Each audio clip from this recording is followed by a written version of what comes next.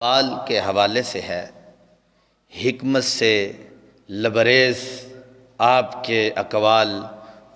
ان کے حوالے سے آج گفتگو کی جائے گی۔ ویسے بھی کل 13 رجب المرجب شریف کا دن گزرا، جس میں رسول پاک صلی اللہ علیہ وسلم کے داماد اور حضور صلی اللہ علیہ وسلم کہ وہ صحابی جن کو نبی پاک علیہ السلام نے فرمایا کہ یہ میرے بھائی ہیں دنیا میں بھی اور آخرت میں بھی، حضرت علی رضی اللہ تعالی عنہ کی ولادت باسعادت کا دن تھا۔ تو اس حوالے سے جو میں نے گفتگو کرنی وہ آپ کے اقوال کے حوالے سے جو حکمت بھرے کتابوں کے اندر موجود ہیں۔ مولا کائنات سیدنا حضرت علی المرتضیٰ رضی اللہ تعالیٰ عنہ رسول اللہ صلی اللہ علیہ وسلم کے سگے چچا جناب ابو طالب کے فرزند ارجمند اور عمر میں رسول پاک صلی اللہ علیہ وسلم سے 30 سال چھوٹے ہیں۔ تھوڑا سا اقوال بیان کرنے سے پہلے میں آپ کا تعارف کروانا چاہتا ہوں۔ رسول پاک صلی اللہ علیہ وسلم کے چچا جان حضرت ابو طالب، ان کے یہ فرزند ارجمند ہیں اور عمر میں رسول پاک صلی اللہ علیہ وسلم سے 30 سال چھوٹے ہیں۔ اللہ تعالیٰ نے رسول پاک صلی اللہ علیہ وسلم کو جب اعلان نبوت کا ارشاد کیا تو جن خوش نصیب لوگوں نے سب سے پہلے اسلام قبول کیا ان میں نمایاں نام حضرت جناب مولا کائنات سیدنا علی المرتضیٰ رضی اللہ تعالی عنہ کا ہے، اور اس وقت ان کی عمر مبارک 10 سال تھی۔ بچوں میں سب سے پہلے انہوں نے اسلام قبول کرنے کا شرف حاصل کیا، اور بڑوں میں سب سے پہلے حضرت سیدنا ابو بکر صدیق رضی اللہ تعالی عنہ نے اسلام قبول کیا۔ غلاموں میں حضرت زید بن حارثہ رضی اللہ تعالی عنہ نے اسلام قبول کیا، اور خواتین میں سب سے پہلے جنہوں نے اسلام قبول کیا وہ سیدہ طیبہ حضرت خدیجہ الکبریٰ رضی اللہ تعالی عنہا ہے، جنہوں نے سب سے پہلے خواتین میں سے اسلام قبول کیا۔ نبی پاک صلی اللہ علیہ وسلم کے چچا زاد بھائی تھے حضرت علی پاک رضی اللہ تعالی عنہ، لیکن رسول اللہ صلی اللہ علیہ وسلم نے ان کو ایک موقع پر ارشاد فرمایا، انت اخی فی الدنیا والآخرہ، اے علی تو میرا دنیا میں بھی بھائی ہے اور آخرت میں بھی بھائی ہے۔ یہ رسول پاک صلی اللہ علیہ وسلم نے حضرت علی رضی اللہ تعالی عنہ کو فرمایا۔ حضرت مولا کائنات کو رسول پاک صلی اللہ علیہ وسلم نے مختلف جنگوں میں شرکت کا اعزاز بخشا۔ غزوہ تبوک کے موقع پر آقا کریم صلی اللہ علیہ وسلم نے پیچھے بطور امیر حضرت علی رضی اللہ تعالی عنہ کو مدینہ شریف میں چھوڑا، تو اس وقت انہوں نے کہا کہ یا رسول اللہ صلی اللہ علیہ وسلم، آپ اپنے بھائی کو بچوں اور عورتوں میں چھوڑ کر جا رہے ہو، کہ یعنی مجھے آپ بچوں میں اور عورتوں میں چھوڑ کر جا رہے ہو، کہ مجھے بھی اپنے ساتھ جو ہے وہ لے جاتے۔ تو رسول پاک صلی اللہ علیہ وسلم نے آگے ارشاد فرمایا کہ علی تو اس بات پہ خوش نہیں ہے کہ تو میرے لیے ایسے ہے جس طرح حضرت موسیٰ علیہ السلام کے لیے ان کے بھائی حضرت ہارون علیہ السلام تھے، لیکن چونکہ میرے بعد نبوت ختم کر دی گئی ہے اس لیے تم میرے دنیا میں بھی بھائی ہو اور آخرت میں بھی تم میرے بھائی ہو۔ یہ رسول پاک صلی اللہ علیہ وسلم نے حضرت علی رضی اللہ تعالی عنہ کو یہ شرف جو ہے یہ بخشا۔ یہاں تک کہ ان کا ایک شرف یہ بھی ہے کہ رسول پاک صلی اللہ علیہ وسلم کی لاڈلی شہزادی اور جنتی عورتوں کی سردار حضرت سیدہ طیبہ طاہرہ حضرت فاطمہ الزہرا رضی اللہ تعالی عنہا کا نکاح نبی پاک صلی اللہ علیہ وسلم نے حضرت علی کے ساتھ جو ہے وہ کر دیا تھا، اور یہ بہت بڑا ان کو شرف حاصل ہے۔ اور پھر یہ شرف بھی ان کو میسر آیا کہ ہجرت کی رات بستر پر رسول پاک صلی اللہ علیہ وسلم نے ان کو اپنے بستر پر لٹایا، اور آقا کریم صلی اللہ علیہ وسلم نے ان کے لیے بہت سارے اس کے علاوہ بھی اعزازات جو ہے وہ قائم کیے، اور ان کے فضل اور شرف میں بہت ساری احادیث موجود ہیں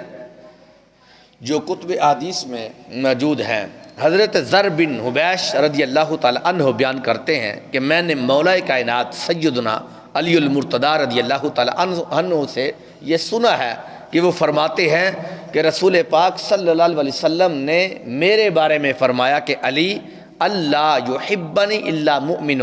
ولا یبغضنی الا منافق، علی سے منافق کبھی بھی پیار نہیں کرے گا، اور علی سے بغض مومن کبھی نہیں رکھے گا، یعنی مومن ہوگا ہی وہ جو علی سے پیار کرنے والا ہے،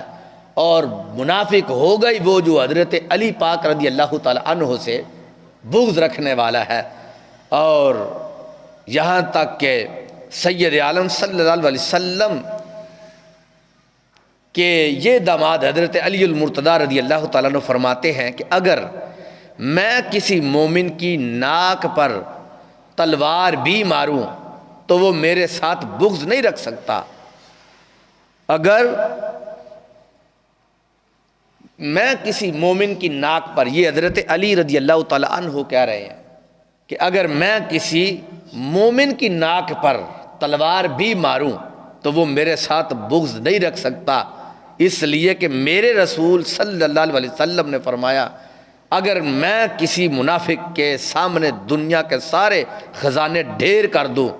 وہ مجھ سے پھر بھی محبت نہیں کر سکتا۔ یعنی یہ حضرت علی پاک رضی اللہ تعالی عنہ نے یہ ایک نشاندہی دی کہ فرمایا کہ اگر میں کسی کو ماروں ہو وہ بندہ آگے مومن، یہاں تک کہ تلوار مار کر میں آگے اس مومن بندے کی ناک کو اتار دوں پھر بھی وہ میری بات پہ غصہ نہیں کرے گا، میرے کام پہ غصہ نہیں کرے گا، اس لیے کہ وہ مومن ہے، اور مومن ہوتا ہی تب ہے کہ جب وہ میرے سے پیار کرنے والا ہو۔ اتنی یعنی گارنٹی، اور نبی پاک صلی اللہ علیہ وسلم کے اس فرمودات پر اتنا یقین تھا اور یقین کامل تھا، اور میں یہ سمجھتا ہوں کہ یہ رب ذوالجلال کی طرف سے ایک بہت بڑا مومن کو اعزاز ہے کہ جس کو حضرت علی پاک رضی اللہ تعالی عنہ کی محبت جو ہے وہ میسر آتی ہے، حضرت علی رضی اللہ تعالی عنہ کا پیار ان کے سینے کے اندر اترتا ہے، اس لیے تو آپ نے یہ ارشاد فرمایا تھا۔ اور منافق وہ ہوتا ہے کہ حضرت علی رضی اللہ تعالیٰ عنہ کہتے ہیں کہ اگر پوری دنیا کے خزانے میں ان کے سامنے رکھ دوں تو میں خزانے دے بھی دوں پھر بھی وہ میرے اوپر راضی نہیں ہو سکتا، کیونکہ ان کے سینے کے اندر میرا بغض ہے۔ وہ جس کے سینے میں بغض ہو حضرت علی کا، پوری کائنات بھی ان کو مل جائے پھر بھی وہ حضرت علی سے لالچ کے طور پر بھی وہ پیار نہیں کر سکتا، اس لیے کہ مومن کی سادہ سی نشانی جو بغیر کسی حرص کے نبی پاک صلی اللہ علیہ وسلم نے یہ بیان کی ہے، فرمایا مومن ہوتا ہی وہ ہے جس کے سینے میں حضرت علی کی محبت کو رب داخل فرما دیتا ہے۔ حضرت علی رضی اللہ تعالی عنہ اللہ اور اس کے رسول کے بہت بڑے محبوب ہیں۔ میں چند باتیں آپ کے گوش گزار کر کے پھر آپ کے اقوال جو ہے ان کا ذکر کرتا ہوں۔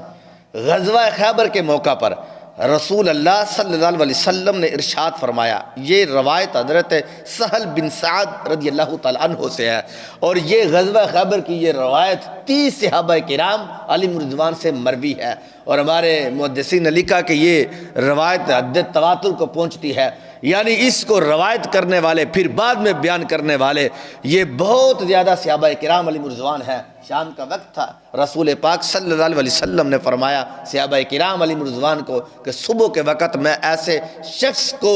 اس قلعہ خیبر جو ہے اس کی فتح کی نوید دوں گا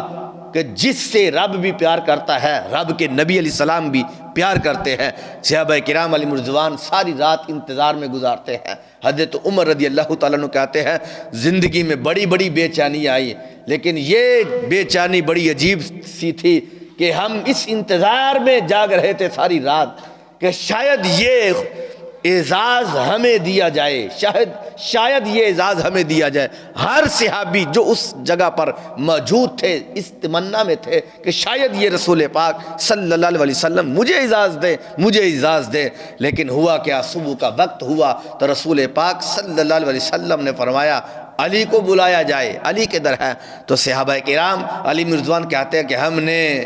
رسول پاک صلی اللہ علیہ وسلم سے عرض کیا کہ یا نبی اللہ، علی کی آنکھیں خراب ہے۔ نبی پاک علیہ السلام نے فرمایا علی کو بلایا جائے۔ آپ کو بلایا گیا، حضور علیہ السلام نے فتح کا جھنڈا حضرت علی رضی اللہ تعالیٰ عنہ کے ہاتھ میں دیا اور اپنا لعاب دہن نکال کر حضرت علی رضی اللہ تعالیٰ عنہ کی آنکھوں پر لگایا۔ حضرت علی رضی اللہ تعالیٰ عنہ کی آنکھیں سرکار کے لعاب دہن کی برکت سے رب نے ٹھیک فرما دی اور بالکل صحیح ہوئی۔ پھر آپ آگے بڑھے، آپ نے ان کو اعلان کیا، پھر رب ذوالجلال نے پھر ان کو فتح دی اور اتنا اعزاز جو ہے وہ ان کو بخشا کہ حضرت علی رضی اللہ تعالیٰ عنہ جو ہے وہ اس وقت تک واپس ہی نہیں پلٹے جب تک کہ حضرت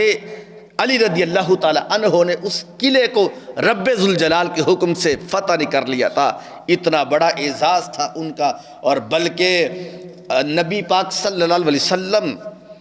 کی یہ حدیث شریف بھی مروی ہے جو حضرت زید بن ارقم رضی اللہ تعالیٰ عنہ کہتے ہیں کہ من کنت مولاہ فعلی مولا، فرمایا جس کا میں مولا ہوں اس کا علی بھی مولا ہے،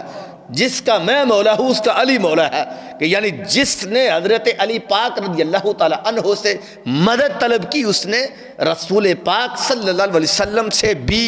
مدد طلب کی۔ یعنی یوں سمجھے کہ جس طرح رسول پاک صلی اللہ علیہ وسلم کا یہ فرمان موجود ہے کہ انا دار الحکمت وعلی بابوہا، انا مدینۃ العلم وعلی بابوہا، فرمایا میں حکمت کا گھر ہوں۔ یہ حضرت علی کہتے ہیں کہ میں نے نبی پاک علیہ السلام سے یہ حدیث شریف سنی ہے کہ رسول پاک صلی اللہ علیہ وسلم نے فرمایا انا دار الحکمہ، میں حکمت کا گھر ہوں، وعلی بابوہا، اور علی اس کا دروازہ ہے، انا مدینۃ العلم وعلی بابوہا، فرمایا میں علم کا شہر ہوں اور علی اس کا دروازہ ہے۔ اسی وجہ سے تو حضرت علی پاک رضی اللہ تعالیٰ عنہ فرمایا کرتے تھے، فرمایا کہ جبریل نبی پاک صلی اللہ علیہ وسلم کے پاس ایک مرتبہ آتا ہے، جب بھی آتا ہے تو فرمایا میرے پاس سے 2 مرتبہ ہو کے جاتا ہے۔ نبی پاک علیہ السلام تک یہ خبر پہنچی تو رسول پاک صلی اللہ علیہ وسلم نے فرمایا علی تم نے یہ بات کہی؟ کہا ہاں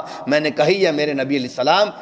فرمایا وہ کس طرح؟ کہا محبوب آپ ہی تو ارشاد فرماتے ہیں کہ آپ نے فرمایا ہے کہ میں علم کا شہر ہوں، علی اس کا دروازہ ہے۔ تو شہر میں جو بھی آتا ہے 1 مرتبہ آتا ہے، جبکہ دروازہ آتا بھی ہے تو جاتا بھی ہے، پورا شہر وہ گھوم جائے پھر واپس جب جاتا دروازے سے ہو کے جاتا ہے۔ تو یا نبی اللہ آپ نے ہی تو مجھے یہ شرف بخشا ہے کہ جب میں اس علم کے شہر کا دروازہ ہوں۔ شہر تو بہت بڑا ہوتا ہے میرے نبی علیہ السلام، آپ تو علم کے سمندر ہو، لیکن اس سمندر کا جو دروازہ ہے وہ جو ساحل ہے میرے نبی آپ نے مجھے بنایا ہوا ہے، جس کی وجہ سے میں نے یہ بات کہی ہے۔ تو میرے نبی علیہ السلام اس کی بات کو سن کر مسکرانا شروع فرما دیا، یہی تو ساری وجہ تھی۔ اور پھر حضرت مولا کائنات رضی اللہ تعالی عنہ کو یقیناً بہت بڑے شرف حاصل تھے، اعزازات رب ذوالجلال نے محبوب علیہ السلام کے ذریعے سے ان کو یہ عطا فرمائے تھے۔ لیکن اس جگہ پر جہاں پر حضرت علی رضی اللہ تعالیٰ عنہ نے اپنے فضائل رسول پاک صلی اللہ علیہ وسلم کے فرمودات کی روشنی میں بیان کیے، وہاں پر انہوں نے یہ بات بھی بیان کی کہ میرے فضائل یہ سن کر کوئی بندہ کہیں مجھے حضرت سیدنا صدیق اکبر سے افضل نہ کہہ بیٹھے، اور میرے فضائل سن کر کہیں کوئی بندہ مجھے حضرت عمر رضی اللہ تعالی عنہ سے افضل نہ کہہ بیٹھے۔ اگر مجھے پتا چلا کہ کسی نے ایسا کہا تو آپ ارشاد فرماتے ہیں کہ جلت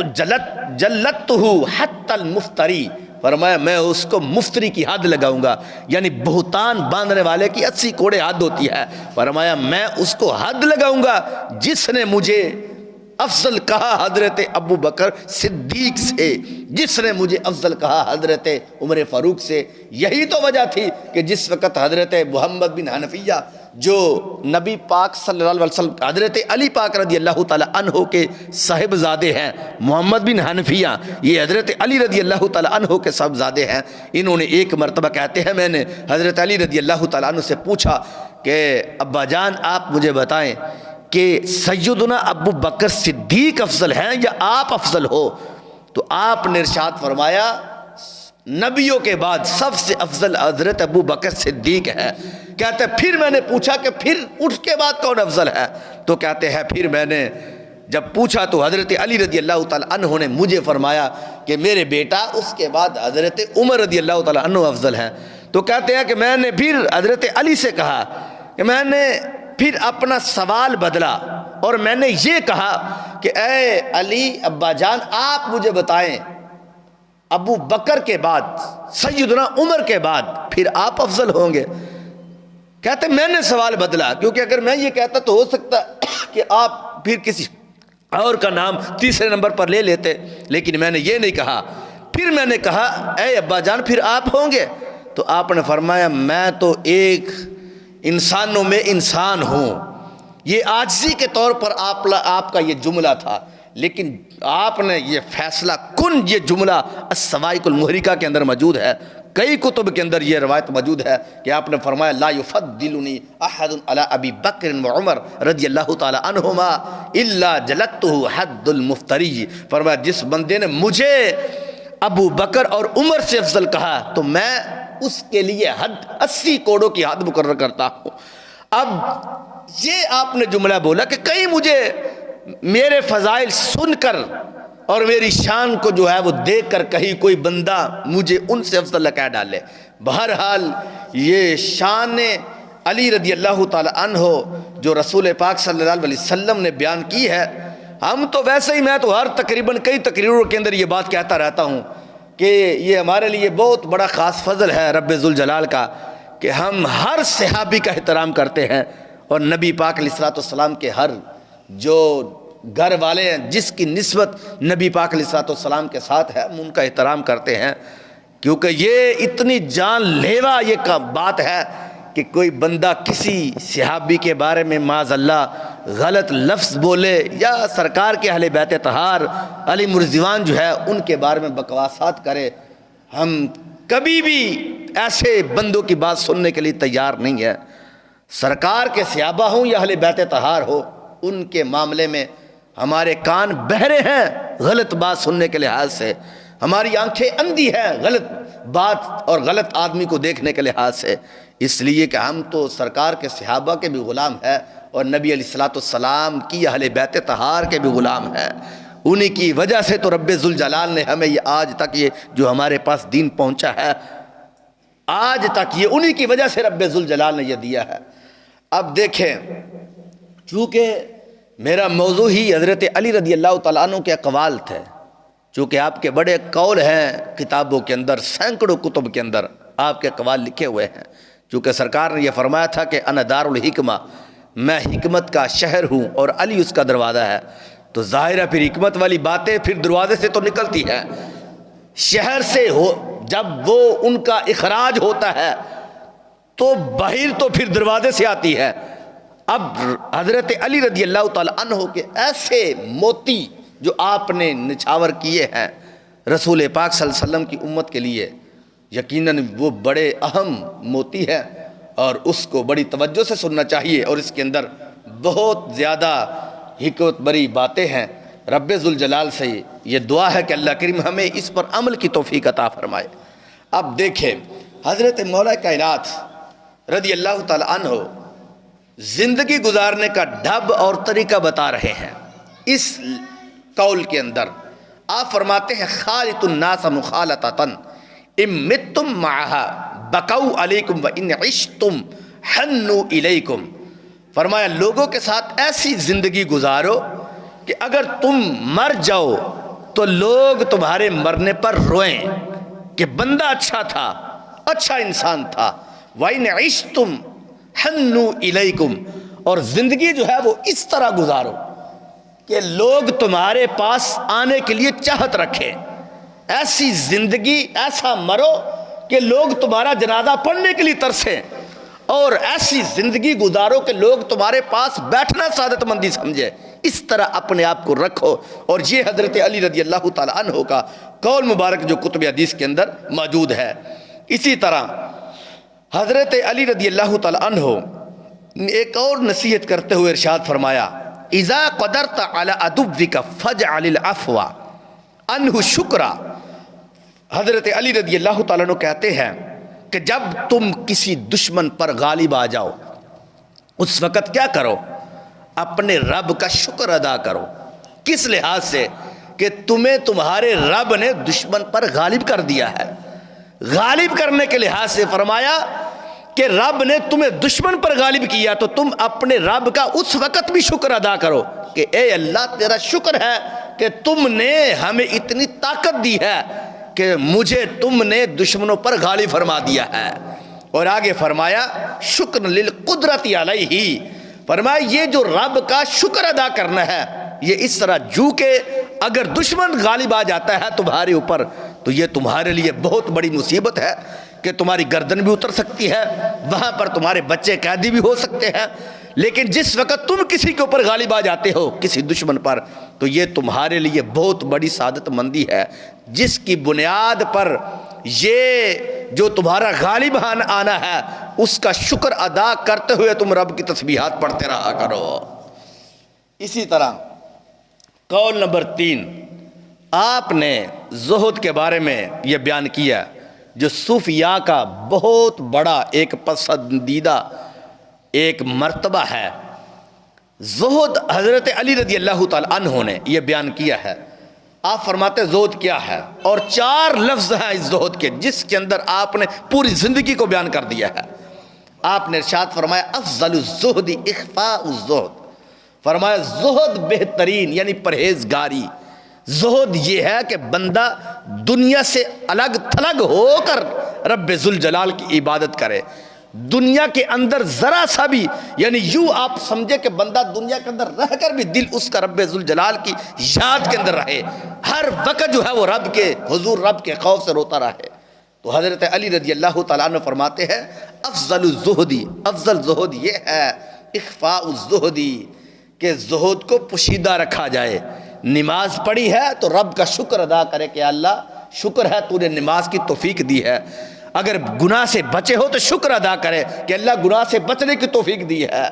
یہ نہ ہو کہ لوگوں کو بتاتا رہے کہ میں نے تہجد کی نماز پڑھی ہے اور میں فلاں نیکیاں کرتا ہوں، اتنے نفل پڑھتا ہوں، اتنی ریاضت کرتا ہوں، اتنی عبادت کرتا ہوں۔ فرمایا یہ نہیں ہے، جب تم نماز پڑھتے ہو، روزہ رکھتے ہو، جب کوئی تم نیکی کا عمل کرتے ہو، حضرت علی رضی اللہ تعالیٰ عنہ کہنے لگے کہ بہترین زہد یہ ہے کہ جب تم نیکی کرتے ہو تو اس پر متکبر یا ریاکار نہیں بنتے بلکہ اس کو پوشیدہ بھی رکھتے ہو اور اندر ہی اندر رب کا شکر بھی ادا کرتے ہو۔ اسی طرح آپ کا قول نمبر 4 حضرت مولا کائنات رضی اللہ تعالی عنہ کا یہ فرمان بھی کتب حدیث کے اندر موجود ہے۔ آپ فرماتے اشرف الغنا ترک المنا، بہترین دولت مندی کیا ہے، یعنی بہترین امیر آدمی کون ہوتا ہے۔ اب اس دولت مند شخص کے بارے میں آپ نے یہ قول ارشاد فرمایا کہ بہترین دولت مندی کیا ہے۔ آج دولت مندی بہترین یہی انسان سمجھتا ہے جو دنیا کا ہے کہ اس کے پاس مربع ہو، اس کے پاس جو ہے وہ محلات ہو، پراپرٹیز ہو، اور اس کے پاس جو ہے وہ بینک بیلنس ہو، تو وہ بندہ سمجھتا ہے کہ میرے پاس جو ہے بہترین، میں نے زندگی میں بڑا کچھ کمایا ہے۔ اور ایسے لوگوں کو یہ بات کہتے ہوئے بھی سنا کہ ان لوگوں نے کہا کہ دیکھو کہ میری کتنی عقل مندی ہے، اور اپنی اولاد کو سمجھاتے ہوئے یہ بات کہتے ہیں کہ بیٹا دیکھو کہ میں نے کتنی عقل مندی سے کام لیا ہے کہ میں نے زندگی بھر جو ہے وہ کمایا۔ میں کبھی بھی ایسے لوگوں کے پاس نہیں بیٹھا کہ جو لوگ جو ہے وہ کماتے نہیں تھے، سستی کرتے تھے، اور میں جو ہے ان کے پاس نہیں بیٹھتا، بلکہ میں نے زندگی بھر کمایا، اتنی دولت کمائی، اتنے گھر جو ہے وہ میں نے بنائی، اتنی جو ہے وہ پراپرٹیز جو ہے وہ اپنے نام کروائی ہے۔ حضرت مولا علی رضی اللہ تعالی عنہ فرماتے ہیں پراپرٹیز والا بندہ، دولت مند بندہ وہ نہیں ہوتا جس کے پاس جو ہے وہ دولت ہوتی ہے۔ آپ نے ارشاد فرمایا اشرف الغنا ترک المنا، فرمایا بہترین غنی بندہ وہ ہے کہ جو بندہ اپنی خواہشات کو ختم کر دیتا ہے۔ اس کے پیچھے نہیں پڑتا، وگرنہ کروڑوں روپیہ بھی اس کے پاس ہو پھر بھی وہ بے چین ہوتا ہے، وہ کہتا ہے وہ بھی میرے پاس آ جائے۔ وگرنہ یہ بخاری شریف کی حدیث شریف موجود ہے کہ سید عالم صلی اللہ علیہ وسلم یہ ارشاد فرماتے ہیں کہ میرے صحابہ کہ جب تک ابن آدم جو ہے اس کے پاس اگر ایک مٹی بھر یا ایک قبیلہ جو ہے اس کے پاس سونے کا ہو، زیورات کا ہو، وادی ہو بری ہوئی اس کے پاس، اور وہ چاہتا ہے کہ میرے پاس دوسرا قبیلہ بھی آ جائے، یہ خواہشات ہیں۔ اور نبی پاک علیہ الصلوۃ والسلام کا بھی فرمان اور حضرت علی رضی اللہ تعالی عنہ کا بھی فرمان، فرمایا جب انسان کی خواہشات مٹ جاتی ہیں تو اس وقت اس کے پاس دولت کا ایک روپیہ بھی نہ ہو پھر بھی وہ دل سے امیر ہی نظر آتا ہے۔ افضل اشرف الغنا، اشرف الغنا ترک المنا، فرمایا خواہشات کو چھوڑو، اگر خواہشات نہ چھوڑی تو پھر زندگی بھر تم کبھی بھی جو ہے وہ اپنا پیٹ بھر نہیں سکتے۔ یہی وجہ تھی کہ حضرت شیخ سعدی نے لکھا تھا، فرمایا ابن آدم کا پیٹ جو ہے وہ مٹی کے علاوہ اور کوئی نہیں بھر سکتا۔ مٹی کی ایک ایسی چیز ہے، وگرنہ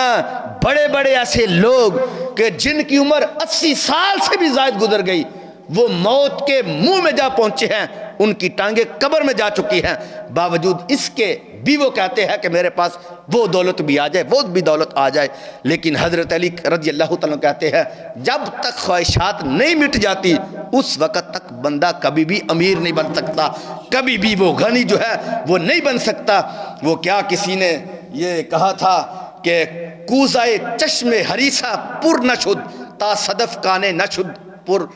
در نہ شد، اس لیے حضرت علی رضی اللہ تعالیٰ نے فرمایا تھا کہ اصل غنی بندہ ہوتا ہی وہ ہے کہ جس بندے کا دل غنی ہوتا ہے، اصل جو ہے وہ ہوتا ہے۔ وگرنہ بڑے بڑے دولت مند لوگ ایسے بھی ہیں کہ ان کی خواہشات مٹتی نہیں ہے، اور یہ خواہشات ہی ایک ایسی ہے کہ جو انسان کے اندر حسد پیدا کرتی ہے، انسان کے اندر بغض جو ہے وہ پیدا کرتی ہے۔ اس لیے حضرت علی رضی اللہ تعالیٰ عنہ نے یہ فرمایا تھا کہ اگر تم امیر بننا چاہتے ہو تو پھر اپنی خواہشات کو ختم کر ڈالو، اللہ تجھے غنی بنا دے گا۔ اس لیے علامہ اقبال کا بھی یہ جملہ موجود ہے کہ جو آپ نے لکھا ہے، کلیات کے اندر موجود ہے، کہ آپ نے فرمایا تھا نا کہ تیری دعا ہے کہ ہو تیری آرزو پوری،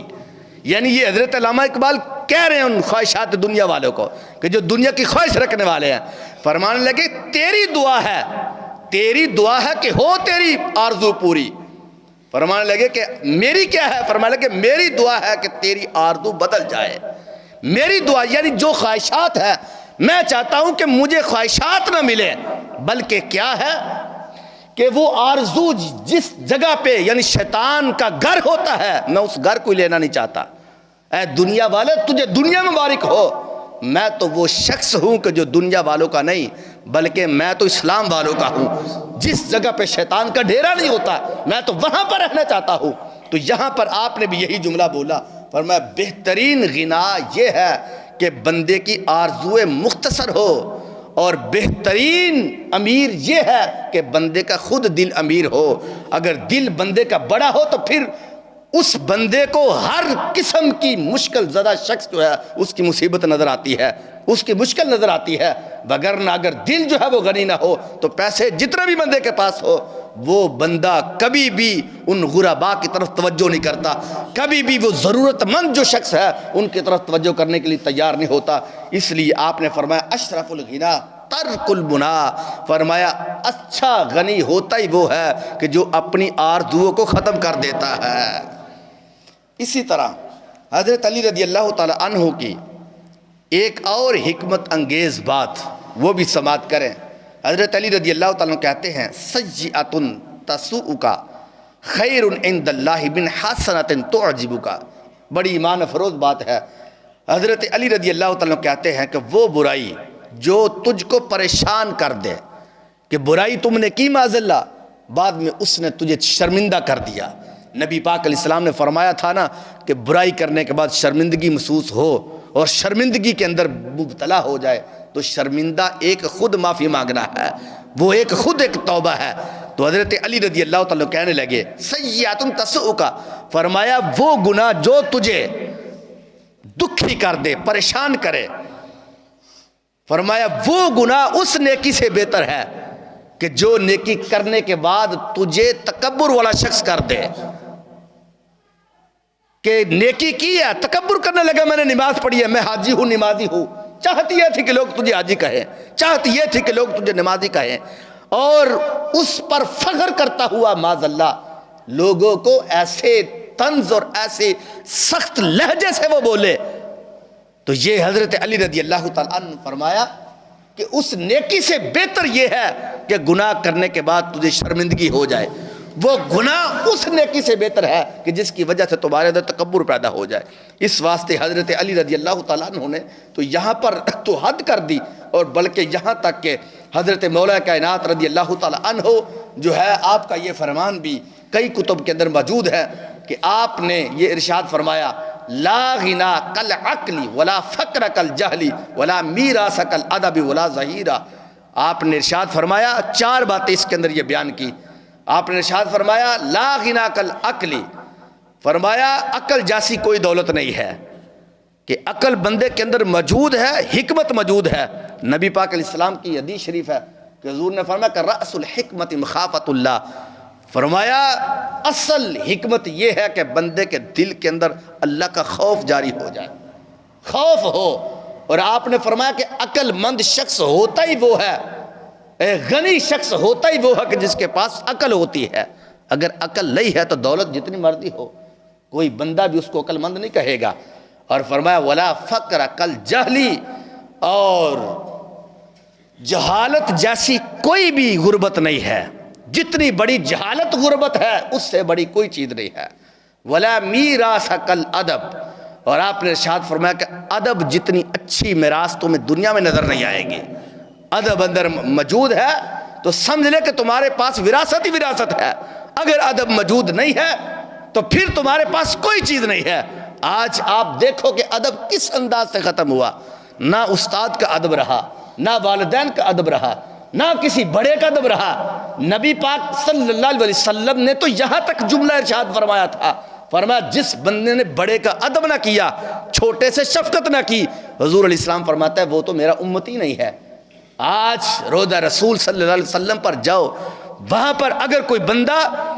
اس کی طرف پیچھا کر کے نہ چلے تو وہاں پر رہنے والے لوگ کہتے ہیں کہ یہ تمہیں کس نے کہا، کس حدیث کے اندر لکھا ہے کہ تم اس طرح چلتے ہو الٹے پاؤ؟ یہاں تک جملے بولے گئے۔ آج کتنے لوگ ایسے ہیں اور کتنے مذہب ایسے ہیں، معاذ اللہ لوگ صحابہ کرام علیہ رضوان کے بارے میں کیا کچھ نہیں کہتے، حضور علیہ السلام کی اہل بیت طہار کے بارے میں کیا کچھ نہیں کہتے۔ سرکار مدینہ صلی اللہ علیہ وسلم کی یہ حدیث شریف موجود ہے جو کتاب الفتن میں ہے کہ نبی پاک صلی اللہ علیہ وسلم نے فرمایا تھا کہ جس وقت قرب قیامت فتنے آئیں گے، اور ایسے فتنے آئیں گے کہ جو تمہارے باپ دادا نے بھی نہ سنے ہوں گے، فرمایا وہ ایسے فتنے آئیں گے۔ سرکار نے پھر اس کی تفصیل بیان کی، جن میں سے ایک فتنہ سرکار نے بیان کرتے ہوئے ارشاد فرمایا کہ میرے صحابہ وہ فتنے ایسے ہوں گے، ان میں سے ایک فتنہ یہ ہوگا جو پہلے لوگ ہوں گے بعد میں آنے والے پہلوں کے بارے میں وہ عقیدہ غلط رکھیں گے، ان کو برا کہیں گے۔ میرے صحابہ تمہیں برا کہا جانا لگے گا،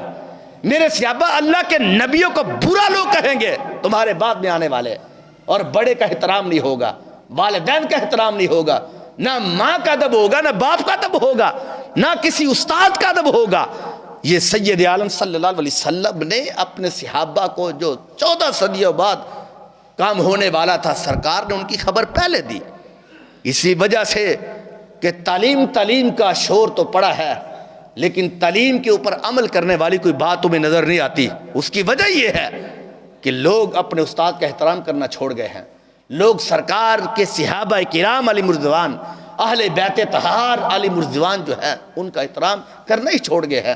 اس لیے کہ جس بندے کے اندر ادب ہوتا ہے تب جا کر اس بندے کے اندر علم آتا ہے۔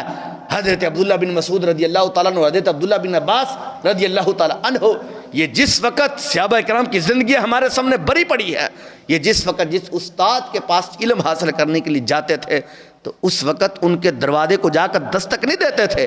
بلکہ دروازے پہ بیٹھ جاتے تھے سائڈ پہ ہو کر کہ کہیں استاد نکلے اپنی مرضی سے اور آ کر ہمیں وہ سبق دے۔ خود نہیں نکلتے تھے، خود نہیں دروازے کو دستک دیتے تھے، اس لیے کہ ہو سکتا ہے کہ میرے استاد جو ہے وہ آرام کر رہے ہوں، کہیں ان کی نیند کے اندر خلل پیدا نہ ہو، بلکہ حضرت عبداللہ بن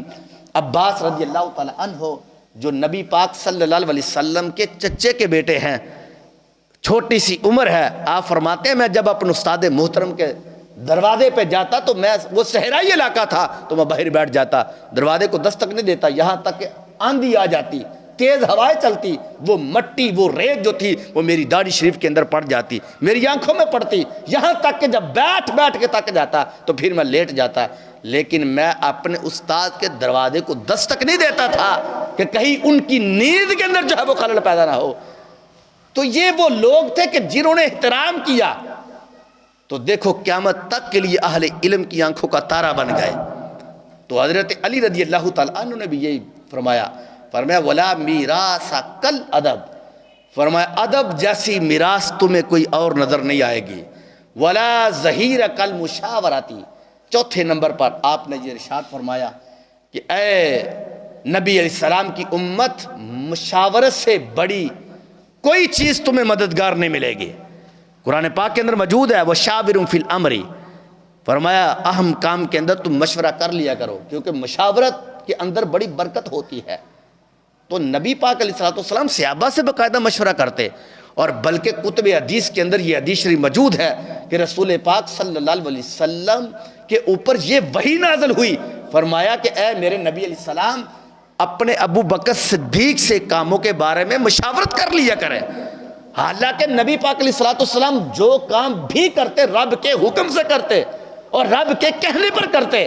لیکن دیکھیں کہ مشاورت کی برکت کتنی ہے کہ نبی پاک علیہ السلام کو رب کہہ رہا ہے کہ میرے نبی علیہ السلام آپ جو ہے حضرت ابو بکر صدیق سے مشورہ کر لیا کریں۔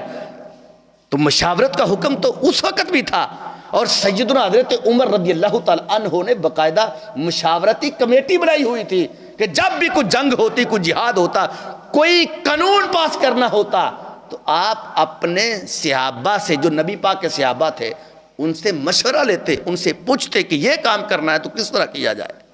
حکمت والے لوگ جو دانا تھے ان کو اپنی مجلس میں جگہ دیتے تھے، اگرچہ وہ عمر میں چھوٹے ہی ہوتے تھے، آپ ان کو بٹھاتے تھے۔ اس لیے حضرت علی رضی اللہ تعالیٰ نے فرمایا وَلَا ظَهِيرَ كَالْمُشَاوَرَةِ، فرمایا سب سے بڑی چیز جو مدد تمہاری کرنے والی ہے وہ ہے لوگوں سے مشورہ لے کر اس کام کو سر انجام دینا ہے۔ اور اسی طرح حضرت علی رضی اللہ تعالیٰ عنہ کا یہ قول بھی موجود ہے حدیث کے اندر، کیا آپ ارشاد فرماتے ہیں ما عال من اقتصد، جو میانہ روی سے چلتا ہے کبھی بھی کنگال نہیں ہوتا۔ میانہ روی سے، فضول خرچی سے نہیں۔ فضول خرچی کے بارے میں رسول پاک صلی اللہ علیہ وسلم پر باقاعدہ یہ آیت نازل ہوئی کہ رب ذوالجلال نے فرمایا وَلَا تُسْرِفُوا إِنَّهُ لَا يُحِبُّ الْمُسْرِفِينَ، فضول خرچ نہ بنو، قیامت والے دن اس فضول خرچی کے بارے میں بھی تم سے پوچھا جائے گا۔ اور بلکہ وہاں پر تو دوسرے مقام پر یہ بھی ہے کہ فضول خرچی کا مطلب یہ نہیں ہے کہ بندہ خرچ کرنا ہی چھوڑ دے۔ فضول خرچ سے یہ مراد ہوتا ہے کہ جس جگہ پہ بندہ خرچ کرنا چاہے، جیسے اللہ کے راستے میں خرچ کرنا ہے، گھر والوں کے اوپر خرچ کرنا، ضرورت مند لوگوں کے اوپر خرچ کرنا ہے، بندہ وہاں پر خرچ نہ کرے۔ جب جو ہے وہ عیاشی کی بات آئی تو وہاں پر روپے پیسے لٹا کے رکھ دیے۔ اس واسطے آپ نے فرمایا بہترین معیشت یہ ہے کہ بندہ فضول خرچی کبھی بھی نہ کرے۔ اور بلکہ حضرت علی رضی اللہ تعالیٰ عنہ فرماتے ہیں استنزل الرزق بالصدقہ، فرمایا صدقہ دیتے جاؤ تمہارا رزق بڑھتا جائے گا، صدقہ دیتے جاؤ رزق بڑھتا جائے گا، کبھی بھی رزق میں کمی نہیں ہوگی۔ اور بلکہ حضرت علی رضی اللہ تعالیٰ عنہ فرماتے ہیں من ظن بک خیرا فصدق ظنہ، آپ فرماتے ہیں جو تیرے بارے میں اچھا گمان رکھے، جو تیرے بارے میں اچھا گمان رکھے، تو فرمایا اس کے اچھے گمان کے اوپر تو یقین رکھ کہ واقعی تمہارے ساتھ یہ اچھا گمان رکھتا ہے، اس کے ساتھ دھوکہ بازی نہ کر۔ یعنی وہ جیسا آگے والا بندہ گمان کرتا ہے، اگر تیرے اندر یہ طاقت ہے تو پھر تم اس کے مطابق جو ہے وہ چل۔ جس طرح کہ حضرت امام اعظم ابو حنیفہ رضی اللہ تعالیٰ عنہ گلی سے گزر رہے تھے تو کچھ لوگوں نے آپ کو دیکھا تو فرمایا یہ مسلمانوں کا امام ہے اور یہ ہر روز رات کو 1000 رکعت نفل پڑھتا ہے۔ جب یہ کہا گیا تو آپ نے ان کی بات کو سن لیا، تو آپ نے اس کے بعد رات کے وقت جب عشاء کی نماز ہو جاتی صبح فجر کی نماز تک 1000 رکعت نفل پڑھ لیا کرتے تھے۔ اعلیٰ حضرت امام احمد رضا خان بریلوی رحمہ اللہ تعالی علیہ، آپ کو لوگ حافظ کہنا شروع ہو گیا، حالانکہ آپ حافظ نہیں تھے، چوٹی کے عالم دین محدث تھے، عالم نہیں تھے، حافظ نہیں تھے۔ رمضان شریف کا مہینہ قریب تھا تو کسی ایک لڑکے نے یا 2 لڑکوں نے، کچھ لوگوں نے کہہ دیا کہ یہ دیکھو، کہ بلکہ ایک روایت اس طرح بھی ہے کہ کسی نے کہہ دیا کہ حضور کیا نماز تراویح آج آپ پڑھائیں گے؟ یعنی ابھی چاند نظر آنا تھا، آپ پڑھائیں گے نماز تراویح؟ چونکہ آپ نے اس وقت حفظ نہیں کیا تھا تو آپ نے فرمایا لوگوں کے گمان کے مطابق رہنا چاہیے۔ آپ نے اسی وقت پھر کیا کیا، صبح فجر کی نماز سے شروع ہوتے شام تک سپارے کو یاد کرتے، اور عشاء کی نماز کے بعد نماز تراویح میں وہی سپارہ سنا دیا کرتے تھے۔ آپ نے 1 مہینے کے اندر قرآن پاک کو حفظ کیا، اور یہ بہت بڑی آپ کی کرامت تھی۔ صبح شروع ہوتے تو شام تک اس قرآن کو پڑھ جو ہے وہ یاد کر دیتے تھے۔ ادھر 29واں دن ہے تو ادھر اعلیٰ حضرت کے سپارے بھی 29 ہو گئے۔ جب 30واں دن آیا، 30ویں نماز تراویح آئی تو آپ نے 30واں سپارہ سنا دیا۔ یعنی اس طرح حضرت علی پاک بھی یہ فرماتے ہیں کہ آپ نے ارشاد فرمایا کہ جس طرح لوگوں کا گمان ہے اس کے مطابق رہ، اگر تمہارے اندر اتنی طاقت موجود ہے۔ اور پھر یہاں تک کہ حضرت علی رضی اللہ تعالیٰ عنہ، اور بلکہ یہ حدیث قدسی بھی ہے کہ نبی پاک علیہ السلام ارشاد فرماتے ہیں کہ اللہ فرماتا کہ میرا بندہ میرے بارے میں جو گمان کرتا ہے میں اس سے ایسے ہی ملتا ہوں، جس طرح کا ذہن وہ لے کر آتا ہے میری بارگاہ میں اسی کے مطابق اس کو دیتا ہوں۔ اگر اس کا ذہن جو ہے اہل دین والا ہے تو میں اس کو اہل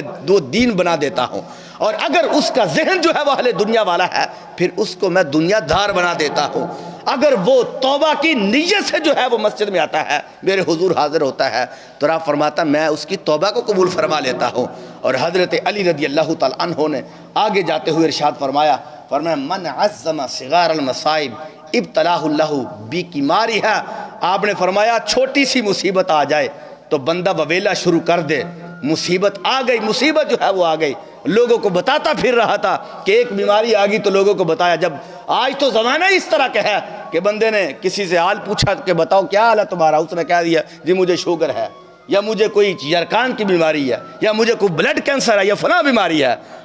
حضرت علی نے فرمایا چھوٹی بیماری لگی، جب تم سے کوئی شخص پوچھتا ہے تو یہ کہتے ہو میرا سر بھی درد ہوتا ہے، یہ بھی ہوتا ہے، یہ بھی ہوتا ہے، تو حضرت علی فرماتا ہے یہ رب کی ناشکری ہے۔ فرمایا چھوٹی بیماری کا ذکر کرو گے تو پھر وہ آہستہ آہستہ تمہاری بڑی بیماری بن جائے گی، آہستہ آہستہ وہ بیماری بڑی بن جائے گی۔ فرمایا من عظم صغار المصائب، چھوٹی بیماری کو اگر تم بار بار ذکر کرو گے تو کیا ہوگا، ابتلاہ اللہ بکمارہا، اللہ تعالیٰ تمہیں پھر بڑی بیماریوں میں مبتلا کر دے گا۔ بیماری لگ گئی تو اللہ کا شکر ادا کر، کہ جس حال میں بھی تمہیں تمہارا رب رکھے تو رب کا شکر ہے، اور اس پر اس بیماری کو دیکھ کر جو ہے وہ رب سے توبہ طلب کرے۔ رسول پاک صلی اللہ علیہ وسلم نے تو فرمایا تھا جس بندے کو بخار بھی آ جائے تو اس بخار پر بھی وویلا نہ کرے، کیونکہ جس بندے کو بخار آ جاتا ہے تو وہ بخار اس بندے کے گناہوں کو ختم کرتا ہے، جیسے لوہار کی بٹی میں زنگ اترتا ہے لوہے کا، اسی طرح بندے مومن کے اندر سے وہ گناہ ختم ہوتے ہیں جن کو کوئی بیماری لگتی ہے، بخار آ جاتا ہے، سر کی درد جو ہے وہ ہوتی ہے۔ بلکہ یہ رسول پاک صلی اللہ علیہ وسلم کی حدیث شریف ہے کہ جس کا مفہوم ہے کہ آقا کریم صلی اللہ علیہ وسلم نے فرمایا تھا بدن کے جس حصے کو بیماری لگ گئی، جس حصے پر کانٹا جو ہے وہ چبھ گیا، قیامت والے دن اللہ اس حصے پر جہنم کی آگ کو حرام کر ڈالے گا۔ اور پھر یہاں پر ایک بہت بڑی اہم بات جو ہے وہ حضرت علی پاک رضی اللہ تعالیٰ عنہ نے یہ بیان کی ہے۔ آپ نے یہ ارشاد فرمایا عظم الخالق عندک یصغر المخلوق فی عینک، کہ اگر تیری نظر میں خالق بڑا ہوگا تو پھر مخلوق چھوٹی ہوگی۔ اگر اللہ کی عظمت کا تجھے لحاظ ہے کہ وہ بہت عظیم ہے تو پھر تجھے مخلوق کی کوئی پرواہ نہیں ہوگی۔ اس کی سادی سی مثال یہ ہے کہ حضرت محمود غزنوی جو بڑا مشہور ایک بادشاہ گزرا ہے، ان کا ایک وزیر تھا جو ایاز تھا، ان کے بارے میں یہ موجود ہے کہ آپ اس سے بڑا پیار کرتے تھے۔ لوگوں نے حسد کیا، آپ نے سب لوگوں کو بلا لیا، جتنے دوسرے وزراء تھے ان کو بلایا، درمیان کے اندر سارے ہیرے جواہرات جو موتی تھے رکھے، آپ نے سب لوگوں کو حکم دے دیا کہ اس کو اٹھا لو۔ ہر وزیر نے اٹھایا، لیکن جو ایاز تھا وہ پاس بیٹھا رہا۔ آپ نے اس سے پوچھا تم نے کیوں نہیں اٹھایا؟ تو کہا کہ میں کیسے اٹھاتا، یہ تو حقیر چیزیں پڑی ہوئی ہیں میری نظروں کے سامنے، اس لیے کہ جس بادشاہ سے مجھے پیار ہے وہ بادشاہ میری نظروں میں بہت ہی بڑا ہے۔ حضرت علی رضی اللہ تعالی عنہ نے یہی جملہ بولا، فرمایا جب تم رب کو بادشاہ بہت بڑا مانو گے، عظیم مانو گے، تو پھر تمہیں مخلوق کی کوئی پرواہ نہیں ہوتی۔ اس لیے ہمارے صوفیاء کہا کرتے ہیں کہ تم رب کی طرف توجہ رکھو تو پھر کوئی مشکل تمہیں نظر نہیں آئے گی اگر تم رب ذوالجلال کی طرف توجہ رکھو گے۔ اور بلکہ ایک روایت میں تو اس طرح بھی آتا ہے کہ جس کو اللہ نے قرآن دیا اور اس نے جس کو قرآن دیا گیا اس نے دنیا داروں کو دکھا کر یعنی دیکھا اور شک کی دولت سے ان کو دولت آ گئی۔ مطلب کیا اس کا کہ ایک بندے نے قرآن حفظ کیا تھا، ذہن کے اندر یہ بات آ گئی کہ یہ دولت مند شخص ہے، دیکھو کس نے دنیا کتنی کمائی، میں تو قرآن پڑھتا رہ گیا، میں تو علم حاصل کرتا رہ گیا۔ یہ اس نے کام کیا تو پتہ کیا فرماتے حضرت علی رضی اللہ تعالیٰ عنہ فرمان لگے قد حقر ما اعطاہ اللہ، کہ اس بندے نے اللہ کو حقیر جانا کہ جس نے، اور بلکہ جو بخاری شریف کی حدیث شریف ہے حضور علیہ السلام نے فرمایا جس بندے نے علم حاصل ہی اس نیت سے کیا تاکہ میں اس سے دنیا حاصل کروں، تو آپ ارشاد فرمانے لگے کہ اس نے اپنا جہنم کے اندر گڑھا کھود لیا کہ جس کے سینے میں قرآن، اب اس سے دنیا کی کیا ضرورت ہے۔ یہ بڑی مشہور زبان ہے، یہ روایت ہے، آپ لوگوں نے کئی مرتبہ علماء سے سنی ہوگی کہ حضرت عمر رضی اللہ تعالیٰ عنہ کے پاس جو ہے ایک شخص آیا تو وہ کہتا مجھے کسی صوبے کا وزیر بنا دے، تو آپ نے فرمایا تم نے قرآن پڑھا ہے؟ کہا نہیں قرآن نہیں پڑھا۔ فرمایا جاؤ قرآن پڑھ کے آؤ۔ وہ چلا گیا، واپس نہیں آیا۔ 2-3 سال کے بعد مدینہ شریف کے گلی سے وہ گزر رہا تھا، حضرت عمر رضی اللہ تعالیٰ عنہ گشت کرتے جا رہے تھے، آپ نے اس کو دیکھا تو فرمایا تو میرے پاس آیا تھا وزارت لینے کے لیے، تو میں نے تمہیں قرآن کے بارے میں کہا تھا کہ پڑھ کے آؤ پھر تجھے وزارت دوں گا، تو واپس کیوں نہیں آیا؟ اب اس بندے کا جملہ کیا ہے، ایمان افروز جملہ، فرمایا اے عمر میں نے قرآن پڑھ لیا، اب مجھے کسی وزارت کی کوئی ضرورت نہیں ہے، یہ دنیا، یہ وزارتیں یہ دنیا والوں کے لیے ہو، میں نے قرآن پڑھ لیا، مجھے تو قرآن نے کر ہی جو ہے دنیا سے لاپرواہ دیا ہے، اب مجھے دنیا کی کیا ضرورت ہے۔ حضرت علی بھی یہی فرماتے ہیں، فرمایا قرآن پڑھا یا بندے کی توجہ جو ہے وہ رب کی طرف ہوئی، اور پھر کہا یہ دیکھو مالدار بندہ ہے، کار پہ بیٹھا ہے، گاڑی پہ بیٹھا ہے، اس کا محل ہے، یہ ہے۔ تو حضرت علی رضی اللہ تعالیٰ فرماتے ہیں اس بندے نے قد حقر اعطاہ اللہ، اس نے اپنے رب کو ہی حقیر جانا ہے کہ اسے پتہ نہیں کہ وہ دنیا دار بندہ جس نے دنیا کی کمائی اور دنیا کے معاملے میں دنیا کے پیچھے جو ہے وہ محنت کی ہے، تو اس کو رب نے اتنا دیا۔ تو آخر کار قرآن پڑھنے والے تو بھی تو کسی کی مزدوری کر رہا ہے، تو بھی تو رب کا قرآن پڑھا رہا نا، تو بھی تو رب کا قرآن پڑھ رہا ہے، تو تیرے سینے میں قرآن ہو اور تو جو ہے توجہ دنیا کے لوگوں کی طرف رکھے، دولت کی طرف رکھے۔ فرمایا جب تیری دوستی جو ہے وہ رب سے ہو گئی ہے، قرآن سے ہو گئی ہے، تو رب فرماتا ہے سچے دل سے کرنا تیرا کام ہے، دنیا سے مستغنی کر دینا میرا کام ہے۔ اس لیے تو نبی پاک علیہ السلام نے فرمایا تھا اے لوگوں قرآن ایک بہت مضبوط رسی ہے جس کا ایک سرا رب کے ہاتھ میں ہے، دوسرا سرا بندے کے ہاتھ میں ہے۔ تو یہ جملہ آپ نے یہ ارشاد فرمایا تھا جس کے آخری لفظ یہ تھے کہ کن فی الفتنۃ کا ابن اللبون ولا زہر فیرکب ولا درع فیحلب، فرمایا جب فتنے دنیا پہ پھیل جائے تو حضرت علی رضی اللہ تعالیٰ نے فرمایا تم اس اونٹنی کی طرح ہو جاؤ کہ جس کی عمر 2 سال ہو، یا اونٹنی کا بچہ ہو چھوٹا سا، نہ تو وہ دودھ دے سکتا ہے اور نہ ہی وہ اس کے اوپر سواری کی جا سکتی ہے۔ حضرت علی نے یہی فرمایا جب فتنے آ جائیں جس طرح یہ آج فتنے ہیں، کوئی نبی پاک کے صحابہ کے خلاف بول رہا ہے معاذ اللہ، کوئی نبی پاک علیہ السلام کے اہل بیت طہار کے بارے میں معاذ اللہ بول رہا ہے، فرمایا تم اپنے کان بند کر لو، کسی کی طرف توجہ نہ دو،